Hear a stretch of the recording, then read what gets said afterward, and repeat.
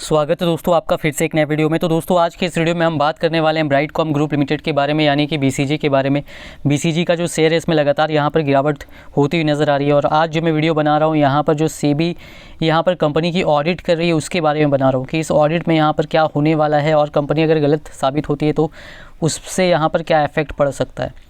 तो चलिए दोस्तों वीडियो को शुरू करते हैं। अगर आपने चैनल पे पहली बार विजिट किया है तो चैनल को सब्सक्राइब ज़रूर कर लीजिएगा और नोटिफिकेशन बेल का आइकन भी प्रेस कर लीजिएगा। आपको इस चैनल पे शेयर मार्केट से रिलेटेड लेटेस्ट वीडियोस मिलती रहती हैं और बीसीजी से रिलेटेड जब भी कोई भी अपडेट आएगी बिल्कुल आपको इस चैनल पे मिल जाएगी। देखिए दोस्तों, वीडियो शुरू करने के पहले ही मैं आपको यहाँ पर बताना चाहूँगा कि मैं जो वीडियो बना रहा हूँ यहाँ पर सेबी की ऑडिट को लेकर के जो यहाँ पर ब्राइटकॉम ग्रुप के खिलाफ़ चल रही है, तो इसका मतलब मैं यहाँ पर बताने वाला हूँ कि अगर ये साबित हो जाता है जो सेबी कह रही है तो क्या होगा। तो इसका मतलब ये नहीं है कि ये साबित होने ही वाला है, ये मत समझ लीजिएगा। मैं बस बता रहा हूँ आपको कि अगर ऐसा होता है किसी भी कंपनी के साथ, जैसा कि ब्राइटकॉम ग्रुप का फॉरेंसिक ऑडिट यहाँ पर सेबी ने कहा है,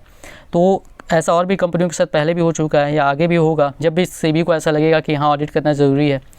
तो इसमें अगर इस कंडीशन में कंपनी की गलती निकलती है, ज़रूरी नहीं कि कंपनी की गलती ही निकलती है, बहुत सारे केस में कंपनी बिल्कुल सही निकलती है। बस सेबी को वहाँ पर सेबी को कंफर्म करना है, सेबी को लगता है कुछ है तो वो जांच करना उचित समझती है,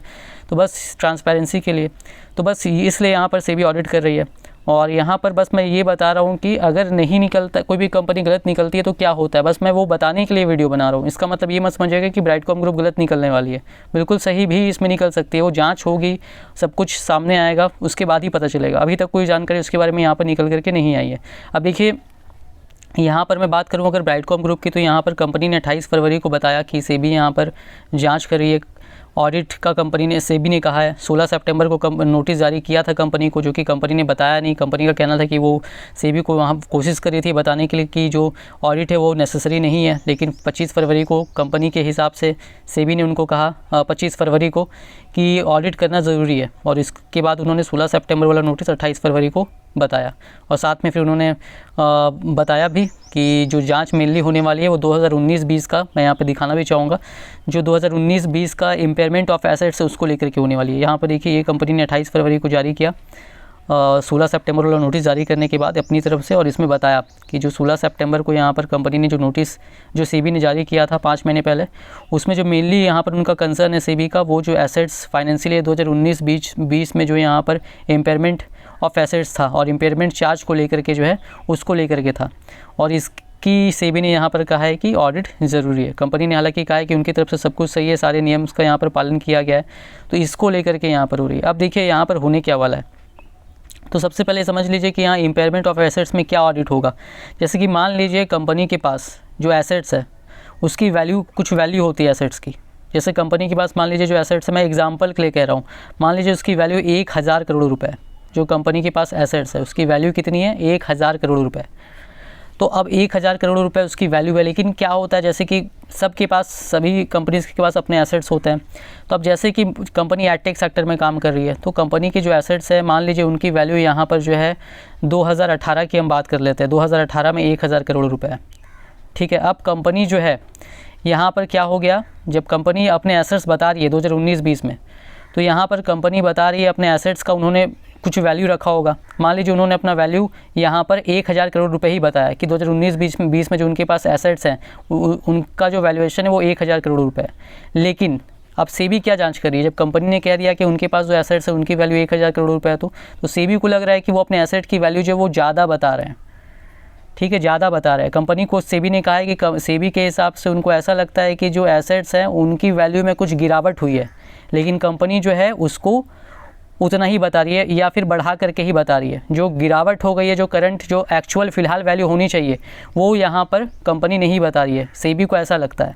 तो अब देखिए गिरावट कैसे हो सकती है। जो 1000 करोड़ की वैल्यूएशन है किसी चीज़ की, किसी एसेट की मान लीजिए, तो अब जैसे मान लीजिए, जब मैं एग्जांपल दे रहा हूँ, जब पहले हम क्या था, पहले हम यहाँ पर फ़ोन यूज़ करते थे, 3G फ़ोन था, 2G 3G फ़ोन था, तब तक 4G जब तक नहीं आया था, तो उन फ़ोन्स में क्या होता था, यहाँ पर 4G तो सपोर्ट करता नहीं, 3G तक सपोर्ट करता था। लेकिन जब 4G आया तो फिर वो फ़ोन जो हो गए वो बेकार हो गए, उनका आप इस्तेमाल नहीं कर सकते थे, आपको 4G फ़ोन लेना पड़ता। यानी जो 3G 2G वाली जो टेक्नोलॉजी थी, जो जिस फ़ोन में यूज़ होता था वो फ़ोन जो है 4G के लिए बेकार था।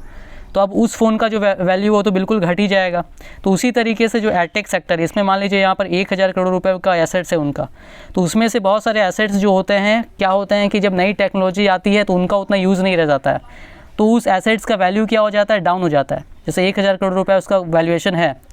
आप कोई भी टाइम में मान लीजिए, लेकिन आने वाले टाइम में क्या हो गया, नई टेक्नोलॉजी आ गई तो उस टेक्नोलॉजी का उतना यूज़ नहीं रह गया, तो उस एसेट्स का उसी तरीके से जिस एसेट का यूज़ बाद में नहीं रह जाता, उस एसेट का वैल्यूएशन जब है बाद में क्या हो जाता है, कम हो जाता है।